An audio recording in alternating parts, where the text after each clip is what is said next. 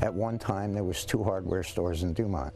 There's 1 now. There were 3 in New Milford. There are none now. One by one, whether it's not having someone to take over or whether they've just decided that they can't compete in today's environment. And it's sad, it really is.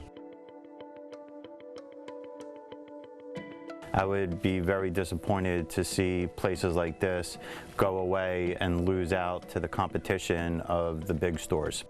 If I were to drive 15-20 minutes to go to one of the big places, by the time I find what I need, get to the register, wait in line, I'll probably burn up at least 45 minutes, whereas coming here, I can get what I need in and out in less than 5 minutes. One piece at a time, that's how you do the inventory. It's all about customer service. That's what will always set a small store apart from the big stores every time. Despite the closure of 700 independently owned hardware stores in the United States between 2017 and 2018, local stores like this remain hopeful that they will continue to serve their local communities. Small stores do provide a service to the community.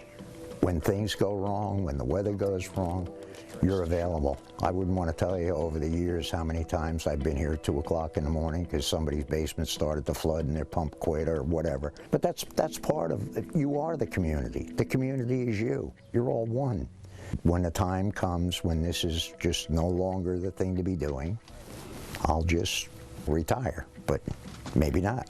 You never know.